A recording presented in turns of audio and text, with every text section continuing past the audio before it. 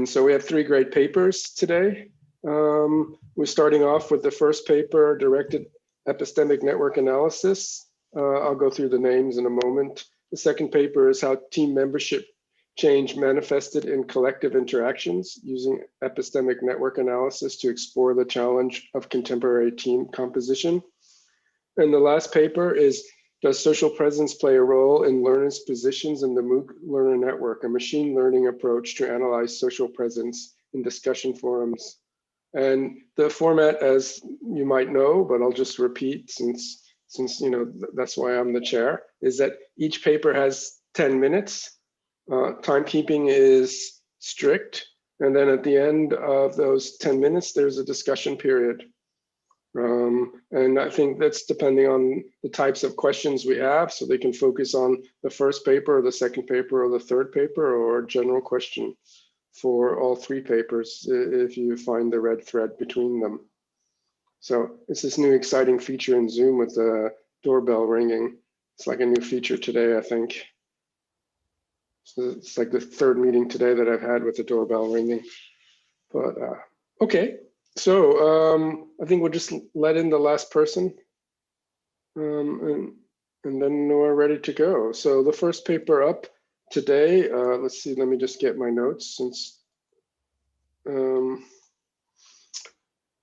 is, oh, of course I have it in a different order. Directed Epistemic Network Analysis. I don't have, and by Ariel Fogel, Zach Suecki, Cody Marquette, Ziquan Kai, Yu Ye Wang, Chase Prohansky, Amanda Siebert Everson, Brenda Egan, Andrew Ruiz, and David Williamson Schaefer.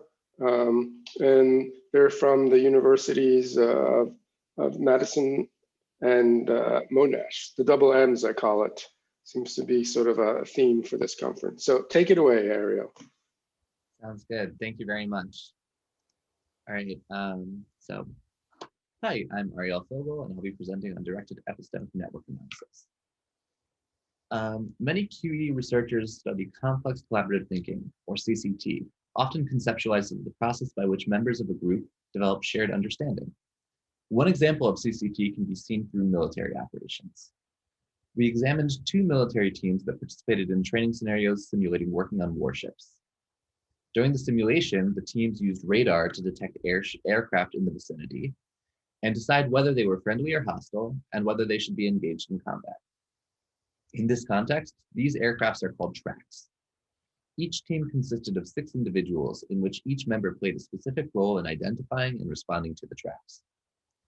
Suecki and colleagues analyzed this collaborative setting using ENA, but hypothesized that it could be important to account for the order in which connections occur.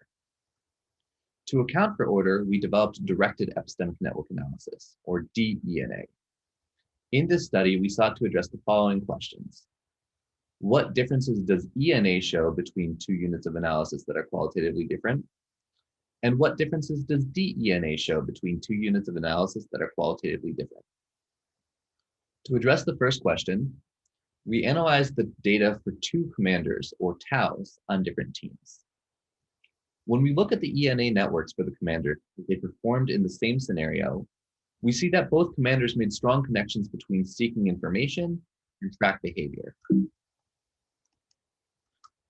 Comparing the networks of the two commanders, the strong connections between seeking information and track behavior became thin and desaturated. This suggests that relative to each other, there was little difference in how the commanders made connections between those codes. However, our qualitative analysis of the data suggested there was a difference in the order in which the commanders made those connections. For example, here the commander on team 1 responded to track behavior with seeking information. In contrast, after another team member was seeking information, the commander on team 2 responded with track behavior. I hope you're wondering how we represent order using DENA.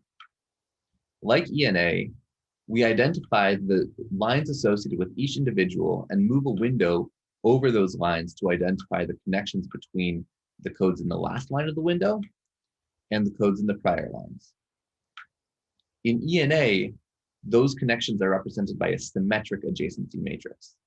Here, the connection between track behavior and seeking information is represented by an entry in the matrix for the row representing track behavior and the column representing seeking information.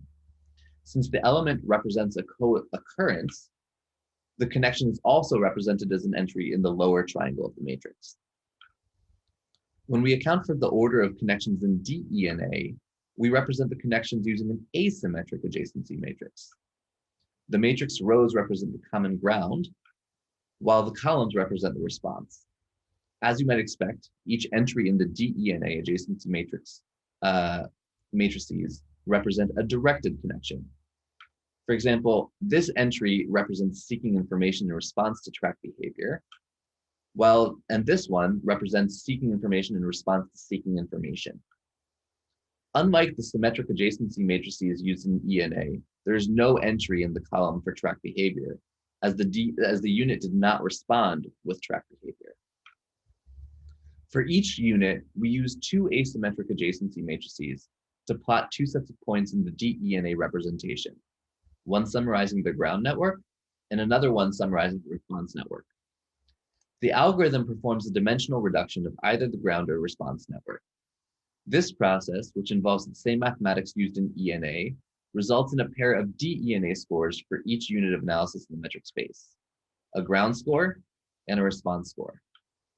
Network nodes in D, E, and A are positioned in the space using the same optimization routine used in E and A, with one exception. In D, E, and A, the algorithm minimizes the distance between the means of the ground and response scores and the centroids of the corresponding networks.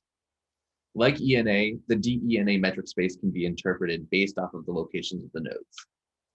For each unit, its graph shows the strength and directionality of the connections it made. The relative frequency of connections between any two codes are represented by two triangles. Thicker and more saturated triangles indicate more frequent connections. Here, this unit made more relative connections between detect, identify, and seeking information than between detect, identify, and track behavior. Each triangle represents an ordered connection between two codes. So this triangle shows the strength of the connection from detect, identify in the common ground to seeking information in the current line. The base of the triangle represents the common ground that a code was responding to, while the opposite vertex of the triangle represents the response.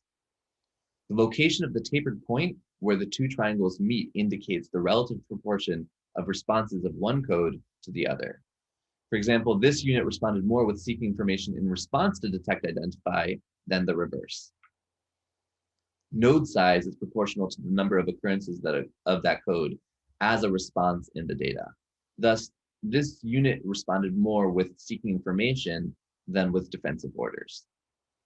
To address our second question, recall that the commander on team 1 made seeking information requests in response to track behavior, while the commander on team 2 responded to seeking information with track behavior. When we examine the two taus D, E, and A plots, we see strong directed connections in each taus network between seeking information and track behavior. Triangles with the widest base, darkest saturation, and heaviest opacity are based at track behavior and point towards seeking information. This means that both taus responded often to track behavior with seeking information. The network subtraction shows that the greatest difference between both networks was the connection between seeking information and track behavior. The tau on team 1 responded strongly with information to track behavior compared to the other tau. In contrast, the tau on team 2 responded strongly to seeking information with track behavior relative to the tau on team 1. Taken together, this suggests that the key difference in how the two taus made connections between track behavior and seeking information was the order of the connections rather than their relative frequency. In sum, we focus on the discourse of two commanders on different teams that participated in the same training scenarios. Our qualitative analysis showed that both teams were involved in situations where the information was reiterated to maintain awareness of the tactical situation. However, the tau on team 1 requested information from team members to gain a better understanding of the situation, while the tau on team 2 provided tactical information to team members about hostile track behavior. The E&A model confirmed that both commanders were involved in situations where requests were made for tactical information. However, the ENA model showed little difference between the discourse of the two commanders. In contrast, the DENA model was aligned with the qualitative findings. The main difference between the two Tao's discourse was the order with which the two Tao's made connections between seeking information and track behavior. These results demonstrate DENA's ability to model the order. Of course, these studies still had several limitations. First, the analysis was conducted using a single data set. However, the data we used and the analysis we provided was only meant to serve as an example of how DENA can model ordered elements common in complex collaborative thinking. Future work will explore this approach to model other domains of CCT. Second, when the research was done, there was no method for testing whether there were differences between networks and whether those differences were significant. Despite these limitations, this work shows DENA is a method that can analyze discourse of individuals in the context of a group, representing ordered connections in a way that visually captures qualitative differences that unordered models cannot. Unlike other approaches, DENA is thus able to present an interpretable visualization capable of accounting for order. Thank you.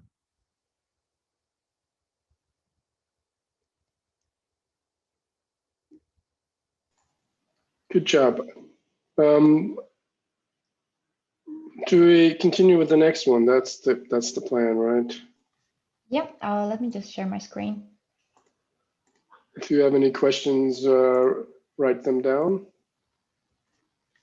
Great, and I'll start the timer. Can you please let me know if you see the screen? Screen looks great. Great, well then I'll start, but I must admit that it's very challenging to present after such a good presentation now, so I'll try my best. Well, my name is Marta and I'm a PhD candidate at Aarhus University in Denmark. And I think today I'm going to take you to a more organizational setting because what I was looking at are particularly teams. So in my dissertation, I look very much into teams, and they were traditionally defined as a bounded and very stable set of individuals that are working together towards a common purpose. However, the modern organizations that a lot of people are working in have changed a lot and have become more dynamic, which really forces us to extend this definition to see that individuals are actually allocated to more teams at the same time, that individuals can just come from different organizations and work on a single project and then disassemble again, and that individuals can also be geographically dispersed, well, also in other times than in Corona times. On top of that, a lot of employees are actually changing teams. And this is something that I was interested in the most, because many times there is a lot of team membership changes. And by this, I mean that employees are coming and going to the team, and that can be very challenging for employees. So the research has already shown us that there has been a lot of loss of the distinctive knowledge when employees are leaving, but there can be some outcomes for the team learning or the coordination. However, we haven't really seen how the dynamics of that process looks like. And therefore, in this paper, I'm asking the question, how is the team membership change reflective in the collective interactions of teams? And in order to do that, I have conducted a 1-year-long ethnographic research study in a large multinational corporation in Denmark. However, for the purpose of this paper, I zoom in only to the 2 months in particular, because I was interested in seeing how a virtual team is experiencing a team membership change. So I looked, as I said, at those 2 months to actually look at the transition before and right after the change. And the change here was quite big because a lot of the teams from the team were actually leaving the team and giving space for the new ones to join. And as such, I looked particularly at 22 team meetings to see how their communication has changed. And in order to do that, I have firstly analyzed the data qualitatively. I have looked at the socio-emotional, but also task-related communication. The former, socio-emotional, is very much related to the relational aspect of communication. We could think of something like providing support to team members or encouraging participation. Whereas when it comes to the task-related communication, this is purely related to how people execute their work. So how they discuss the problems, how they disagree or agree, or how they ask questions, and so forth, and so on and so forth. So once I had the data coded, I have run the analysis. And right now I'm going to show you firstly the socio-emotional part, and then I'm going to go into the task-related communication to discuss those. So looking at the socio-emotional communication, we can see the two networks, and time one, again, is exactly before the change, while time two is after the change. When thinking of the time one, and also reflecting on the qualitative data that I have, I could definitely say that that communication has been very supportive, has been very encouraging, and the employees were not afraid to speak up. And that is particularly when we talk about providing some critical feedback to their colleagues. They didn't really hold back. Sometimes I would even say that they were pretty rude. However, when the change has happened, employees tended to be more cautious to share their opinions, actually. At the same time, they manifested more support to the new employees that have joined the team. And as such, the networks, although they may seem very similar, I would say that they point out to this discomfort that the employees have been experiencing while experiencing that change that has been happening in their team. When we move on to the task-related communication, again, let's focus on the time one, so something that happened before the change. And we can see that the things that they were focusing on, and here we have, for example, asking questions, providing information, all those things are almost equally distributed. That means that employees spend reasonably equal amount of time for those actions.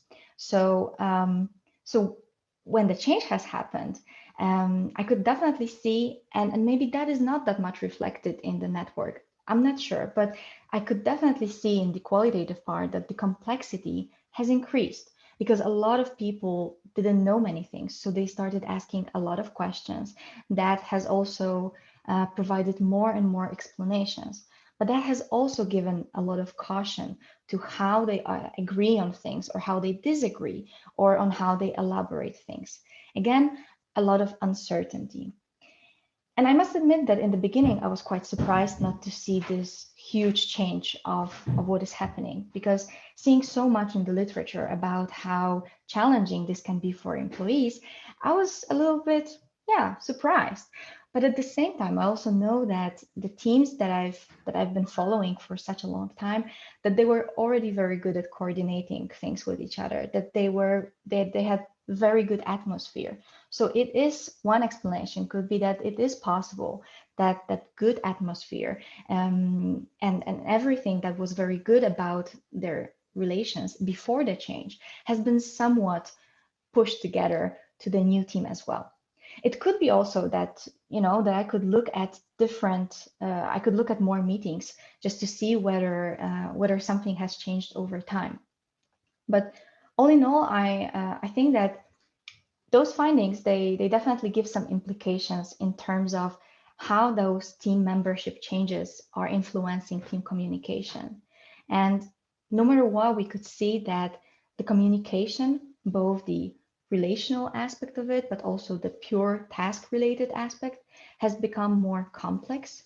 I could also see that the decision-making process has become more prolonged, but that also employees have been struggling with some uncertainty of how things are going to work right now. At the same time, the study has some practical implications for organizations, shedding light for managers who I believe need to be more careful when those changes are happening. I think it would be also very interesting for future work to look into how single team membership changes are influencing and if they actually influencing team collaboration as such. Because here we had a lot of employees leaving at once and a big chunk of them actually joining the team. So it is possible that we could see some differences if those were only singular employees leaving and joining. But as such, ENA has provided a very good and deep insight into those micro interactions. And yeah, and on that, I will very much say thank you for your attention, and I look forward to your comments. Perfect timing. You still have 2 minutes. So I didn't get to use my little sticker. Thank you very much, Marta Jakowska from Aarhus University. And the last paper of the session, just need to get the names up because there's also quite a lot of names. Does social presence play a role in learners' positions in MOOC Learner Network, a machine learning approach to analyze social presence in the discussion forum? And it's being presented by Wenting Ellen Zhao. Zilong Pan is a contributing author, Cheng Lu Min Lu from the University of Texas at Austin. Welcome. Thank you, Daniel. Let me start to share my screen. Okay. So thank you for my fellow presenters, wonderful research. My name is Ellen. Me and my team were from the University of Texas at Austin, and we're presenting a machine learning approach to analyze social presence in MOOC discussion forums today.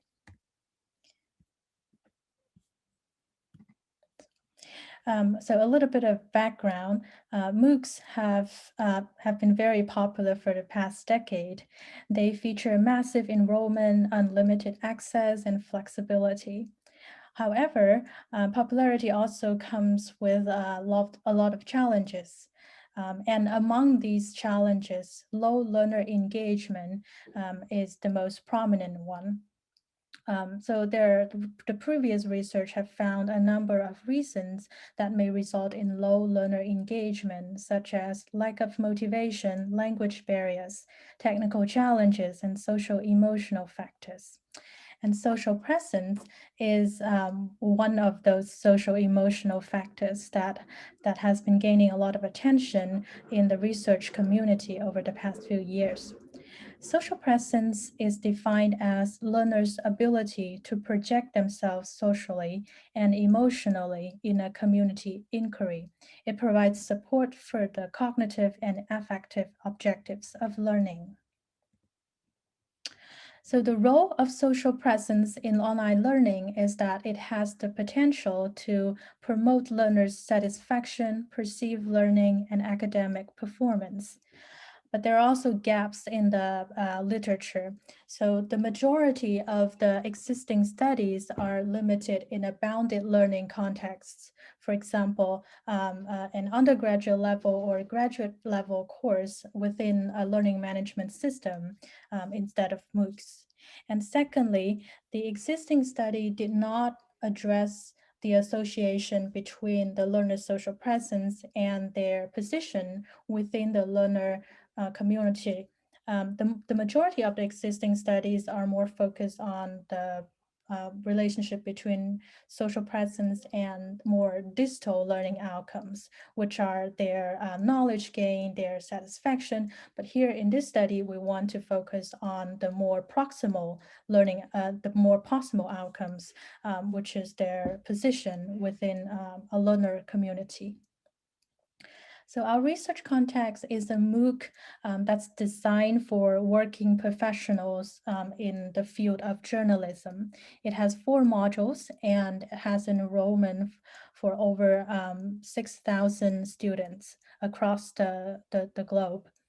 And our participants are 661 participants who contributed at least one post in the discussion forum. We have 3 research questions. Research question 1 asks what types of social presence are more common among learners in discussion forums. Research question 2 is about how do learners' social presence correlate with their positions in the learner network. Research 3 asks what are the differences of social presence demonstrated by learners with different network positions.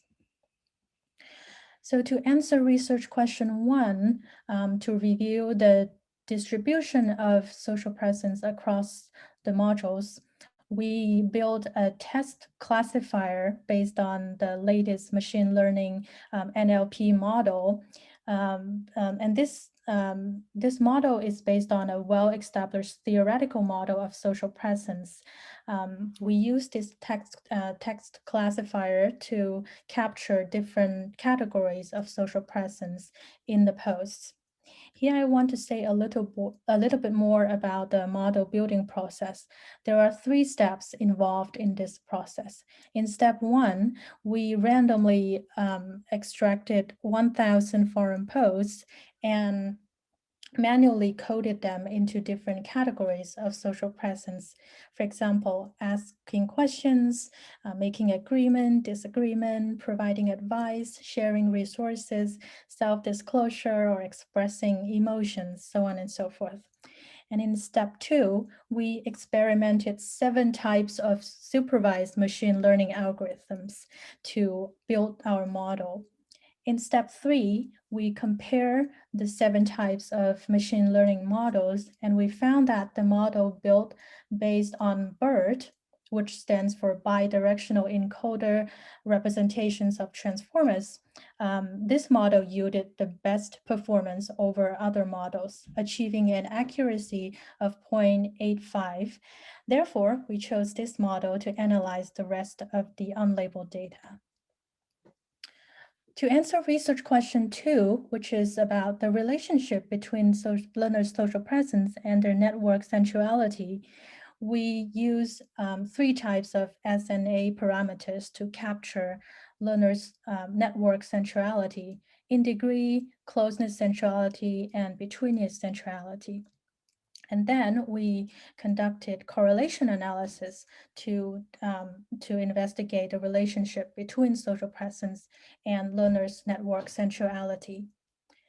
To answer research question 3, which is learners' social presence distribution across different centrality groups, we classify the learners based on their centrality measures and then use Kruskal-Wallis test to determine whether there are significant difference across different centrality groups. So here's what we found for research question 1, the distribution of social presence in the discussion forums.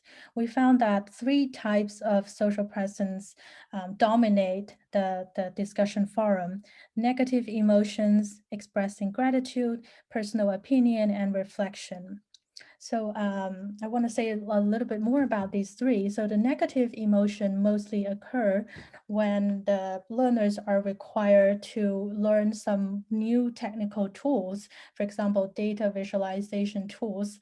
The learners voice a lot of frustration and confusion when they're confronting technical obstacles when they're doing their learning tasks.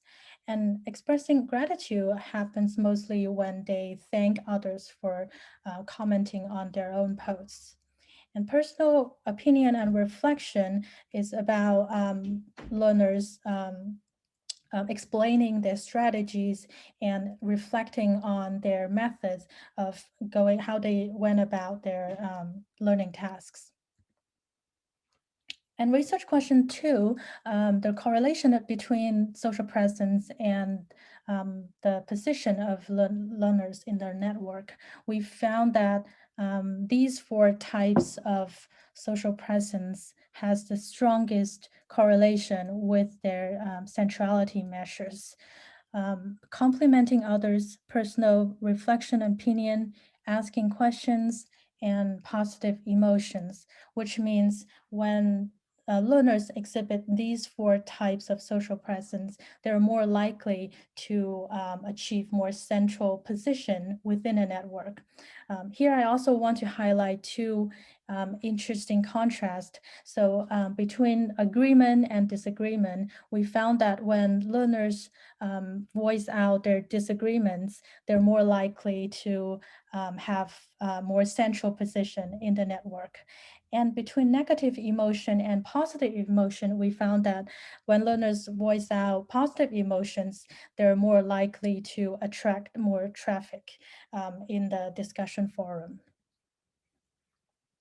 So research question 3 is about learners' social presence distribution across different centrality groups. In this particular slide, we show the in degree, which is the number of replies a learner received. We can see that between the high in degree group and the medium in degree group, the learners in the high in degree group, they have 2 to 3 times the frequency of each category of social presence compared to the medium in degree group. And between medium group and the low group, the medium group has 2 to 3 times the frequency of each category of social presence compared to the group that has 0 replies. And we found similar patterns in closest centrality and also between this centrality. And one interesting finding is that we found that the medium group and the low group, the gap between these two groups are larger than the high group and the medium group. So overall, our study demonstrates the feasibility and advantages of using deep learning models to analyze large-scale text data in online learning setting. And as a theoretical contribution, we fill the gap of understanding the relationship between social presence and learners' network centrality. And our results, our findings imply that learners need to invest more efforts to express themselves within the learning community in a MOOC. Specifically, they need to double or triple their contribution of posts to demonstrate different types of social presence to boost their network status to the next level. For example, from low centrality group to medium, from medium to high. And also, we found that learners, it's more advisable for them to post forum posts that communicate their personal opinions, reflection, express positive emotions, ask questions, and compliment others. These posts are more likely to help them achieve more central positions in the learner network and make them and enable them more opportunities to interact with others and facilitate their knowledge construction. That's most of our studies. Thank you for your attention, and we welcome all feedback and questions. Great, thanks. Perfect timing for everybody. Thumbs up. So now the questions begin. We have one in the chat from Mark W. I don't know if he wants to shout it out to Ariel. Yeah. Well, I just wanted to thank Ariel, first of all, for the presentation. What strikes me about this, though, this is such a fascinating situation because it's so fast moving. And so looking at time and looking at the structure of people's understanding as they're trying to formulate utterances and get information, that seems to be an absolutely critical thing. But there must be an interplay between the structure of each person's understanding and the flow of time. So is there a way of getting to a grasp on the dynamics, that dynamic interaction between the flow of time and the changes, the way that the passing of time changes the structure of people's understanding through looking at their discourse? So I think if you're asking about how prior states of an ENA networks influence current states, that's a question that you could ask in a model that uses information for ENA in an autoregression. So a model that regresses one state of ENA on prior states. I think another way might be trajectories within ENA, but yeah, I think that's probably, from my understanding of the question, that's yeah, probably... okay. You almost want to animate it, you know? You want to actually start with one structure and look at how it changes over time. Yeah, so there is other research with ENA that's not directed ENA, following trajectories, and other people have done this as well. There have been a number of implementations. But directed DNA is much more about the ordering of the connections as opposed to keeping into consideration that connections are co-occurrent. So when you believe that there's that order matters in the context of your model, that's where directed DNA really shines. Okay. All right. Okay. Great. Thanks. Great question. Great answer. I think maybe we'll just try to see if there's a question for Marta as well. This way everyone gets a question and then we can come back and carry the theme so we don't just dominate with one of the authors. So some of the advantages of Zoom. Does anyone have a question for Marta's paper about organizational learning and the transition in teams? I have a question, but let's see if someone shouts one out before me. I have a question too. Okay, please. Hi, Marta. Thank you for your presentation. So I'm wondering, maybe I missed in your talk, how did you coded your qualitative data regarding task-related communication? Is this like inductive process?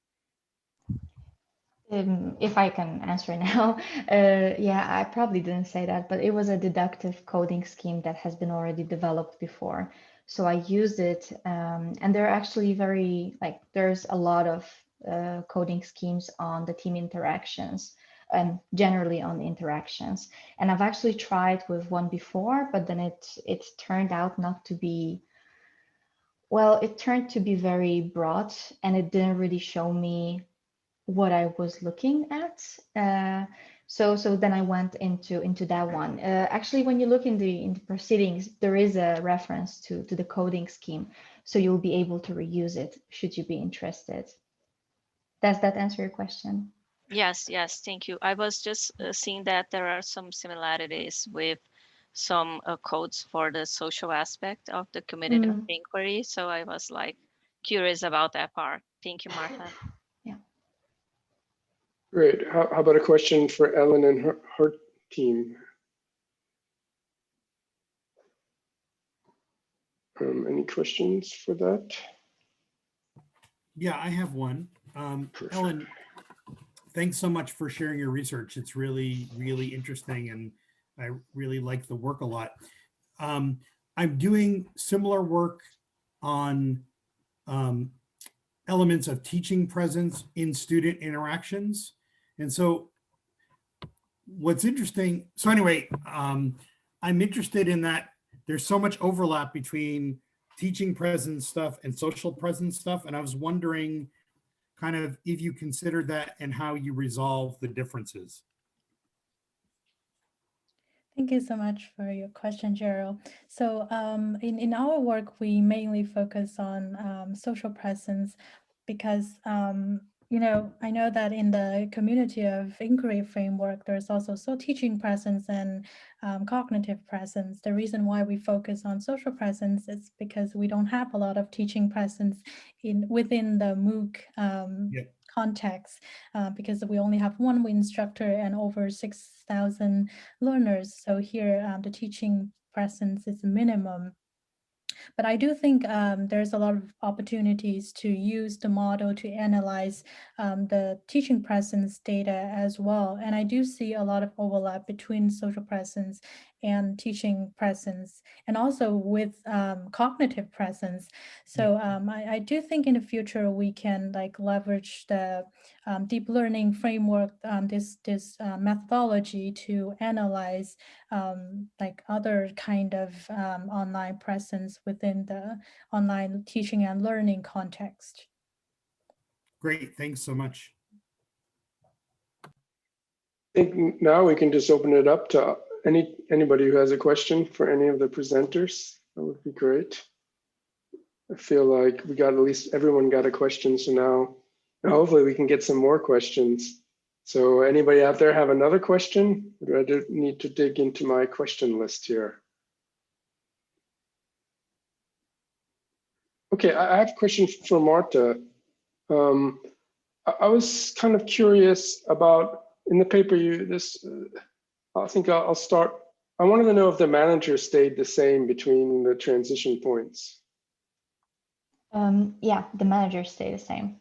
Because I was also thinking that the team manager also has a very strong role in facilitating, in this case, an example of a strong kind of team, the ability to, which show the ability to sort of adjust and sort of, change the organization and create sort of a positive attitude. I was wondering if you were thinking of also analyzing, what happens also when a manager changes. I mean, even though it might be, it's hard when you have a single case kind of ethnographic type of project. Yeah, well, technically, I've also been observing other teams. So there could be also an instant, now that I think there is an instant where the manager has changed as well. And that definitely would be interesting. I think the reason, because one of also the thoughts that I had was maybe divided between the managers versus team members. But then what was actually very interesting for me to see is the team as a whole. And that is because a lot of modern teams in organizations, they have very flat hierarchy.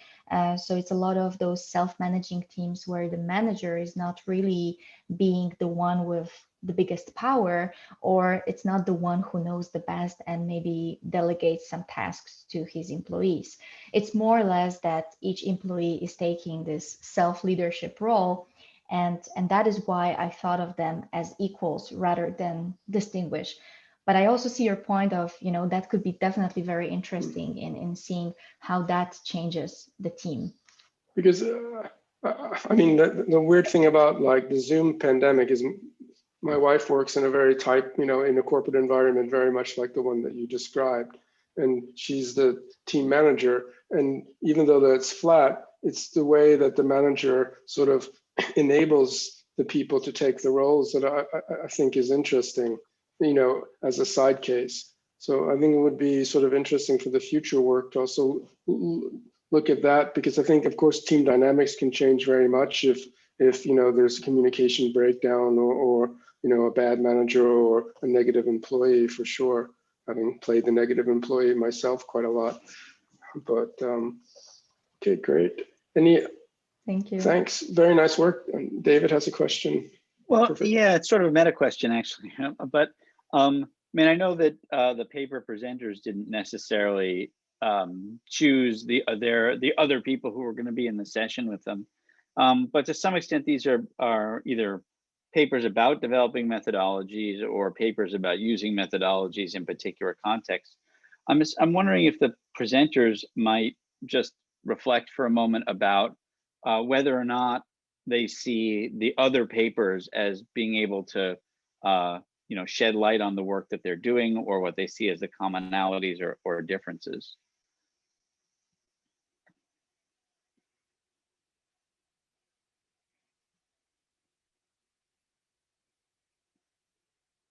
I mean, I can ask one of you specifically to start, but I assume I can take the lead if so. But again, just to heads up, it's kind of on the fly. I think it's when I saw the title of the paper session in the beginning, I thought that it will have much more in common in terms of the main leading thread, but also having listened to the two other presentations, I can definitely see the use of each of them in my future work, and especially Ariel in terms of the directed DNA. I think this is something that I definitely need to read the paper at least a few times to actually grasp it, because the 10 minutes is definitely not enough for me. And it may be me, but I definitely need more time for that. As for, was it Wenting Ellenzoo? I'm not sure if I'm mispronouncing your name. I'm sorry if I am. It was definitely great for me to see how the aspect of social presence was used in your community. So this is definitely something that kind of opens up for me how I can use it further in my work. Let me end here, and I will let others reflect. And if there's something else, I'm happy to add more. I totally agree with Marta on this. I do get a lot of inspirations from your presentations as well, especially the ENA parts, because my study haven't employed this method, but in my next study, I'm thinking about using it because I want to see I want to identify and also like quantify the cognitive pieces within those discussion threads, and trying to understand like what types of like cognitive representations within this knowledge community leads to more like sustained engagement in the learning community. So I do see a lot of you know, a lot of overlaps and like future directions that I can build my work on.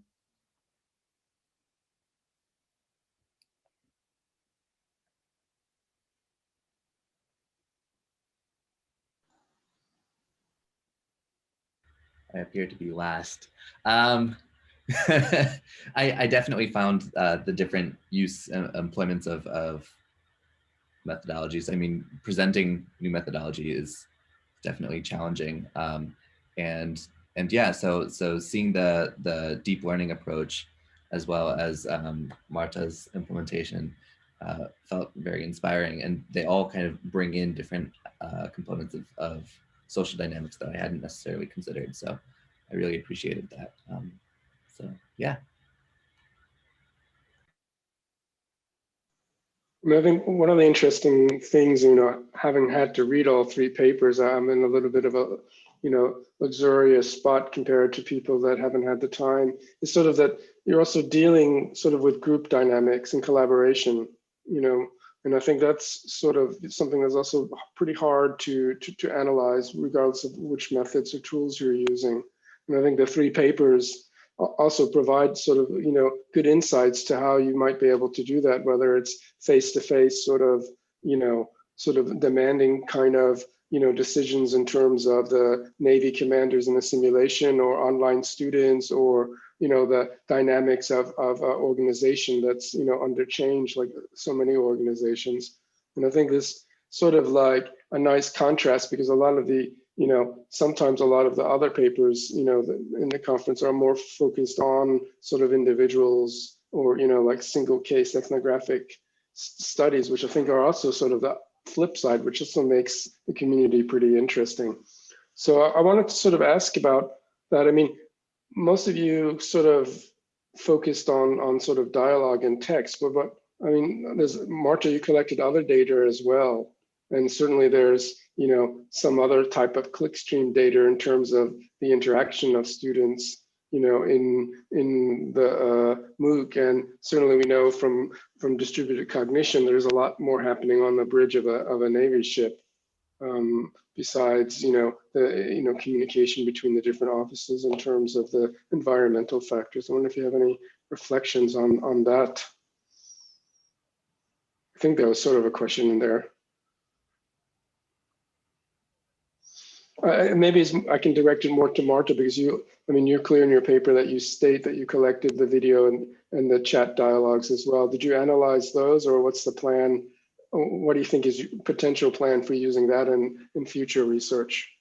Yeah, I could see that now on the chat. I think there was also one question about the future or the next step. So I think it very much relates to what you were saying in terms of the data that I have.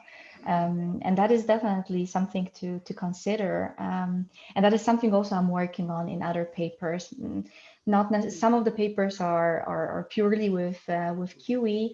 There's one paper I'm looking into multimodal data, and I think that could be very challenging for me, but also exciting to look into, because I have exactly that access to videos and to plenty of things that I could just revisit and see how they work out in real life.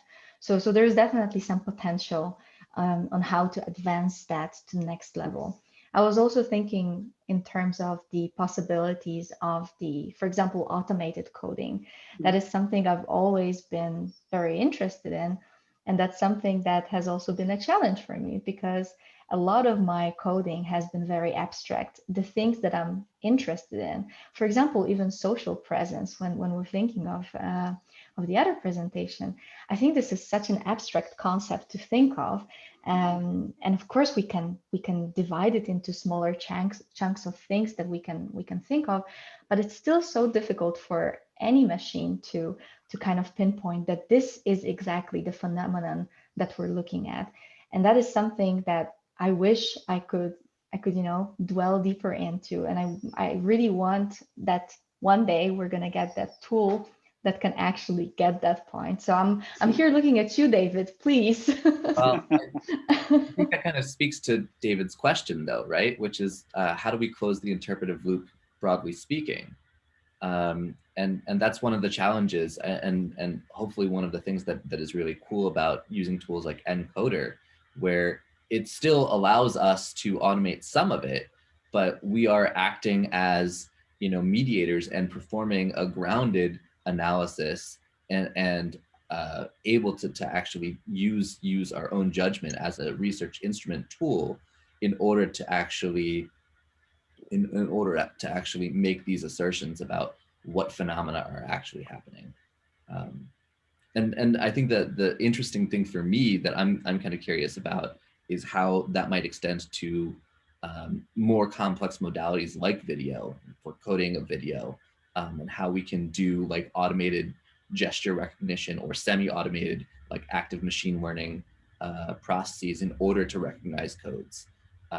But still, as David alluded to, kind of have that element where we're closing the interpretive loop and still have a grounded assertion for why certain codes or certain gestures are more salient and more important than others. Yeah, I totally agree with Ariel on this. I think these research, it kind of like give us like a theoretical like implication of what like our understanding of the social dynamics within those online discussions. But in the next step, how do we do about it? And maybe like we can build a more like new features and mechanisms on the like that's like embedded into the discussion forum to be able to facilitate the discussion and maybe like act as like a moderator or like a facilitator that can help drive the conversation and the social interaction to a more like desired form that would potentially yield more meaningful learning outcomes. I also see a question from my research in the chat from Sue. Yes, we used established social presence theoretical model instead of like an open coding approach. Can I ask about speech? Because obviously speech is something that you lose if you don't record video or you just write everything down.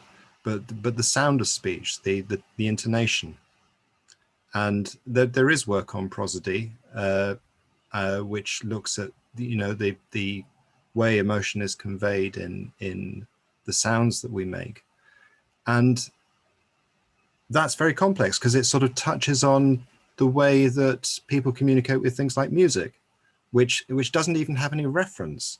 You know, how do you do this kind of analysis if the units of analysis that you're looking at don't have any reference in the outside world? I mean, if you use a word which is dog, you know it means a dog, but if you just use a sound, it's not the same thing. So, you know, I think there's a lot of depth behind the way that people actually communicate in real life, as opposed to the way we kind of datafy it. And I suppose my question is whether you can get to a more universal theory from a datafying approach, or whether there needs to be a joint effort to theorize in different ways and then develop the tools alongside those theories. Yeah, so Mark, I mean, you know, there is conversation analytics or conversation analysis, right? It definitely looks at prosody and many other features of speech that aren't being accounted for in these particular papers. But you know, I think from a QE perspective, generally speaking, I think we take as shared that yes, the tool should follow some theory rather than the other way around. I mean, there always is the hammer and nail, the hammer problem, right? Once you take a hammer, everything looks like a nail. So ideally, right, we actually want to examine the thing that we're hitting and see whether a hammer or a screwdriver or something else would be useful. Absolutely. Yes. But you know, from the point of view of actually operationalizing that, it seems to me that whatever analysis somebody is doing from whatever theoretical perspective, they have to make a claim. And those claims in any form of scientific, and by this I like small s scientific discipline, right, has to be contestable. Yep. Right. So you're going to make some claim about the impact of music and the way that it's affected some particular person at some particular moment in the data. And you know, Daniel gets to say, well, show me what, like, why do you think that? And then you wind up kind of pointing literally at specific examples in the events that happen, however they've been recorded. And that pointing gesture, that's the encoding of the data, right? And once the data's in, once you started pointing, right, then there's some set of things that you need to point to in order to make arguments in that domain. And once that happens, we can talk about the way in which we might automate that encoding or do it by hand. And we might talk about like what theories we have about the way in which those things that we've pointed at interact. But once all that happens, now it's sort of all in the same umbrella and the same family of things that Marta's looking at and Ariel's looking at and Ellen's looking at. So I think those are good. That's a good question. I mean, it's a great question, obviously. But I think it suggests sort of an extension of the current work rather than a radical reshaping of the project that Ariel and Marta and Ellen are engaging in. I don't know. I get that answer a lot when I talk. Funny thing. Yeah. I do know that I think we should just take 2 seconds to thank all the presenters and everyone who asked really great questions, because it's been a great first session of the conference, and it was a real pleasure to be the chair and be forced to read these 3 great papers. So I mean, I think that's what really makes the community nice, is that you have such diversity, but yet we're still open enough to end the session with a big question about like, how do we make sense of things? Yeah. Because that is sort of at the heart of the QE, I think philosophy is, that making sense. And that's not a trivial task. Yeah. I just want to thank everybody. I just want to throw in a plug. There's a coffee there's the coffee session next, which in theory, I think is supposed to be like at the end of the session when everybody walks out and gets coffee between the sessions and then has a chance to follow up and talk about things. So I hope the presenters will pop over there so that people can follow up in more detail. I mean, other people too, I hope pop over there, but that seems like it's a great opportunity to continue the conversation without having to, reach out through email or whatever. So there were some good questions in the chat as well. So I hope, that we can follow up on some of those as well. So thanks for the people that also put questions in the chat that I didn't see, especially Sue. So okay, great. Also, the nice thing about the coffee sessions is sometimes you get thrown into a random breakout room and you get to meet people. So it was fun, at least during the workshops. So take advantage and meet some people. And thanks again for a great session and all the good questions and the good work and the good papers. So see you all soon. Thank you. Bye. Thank you.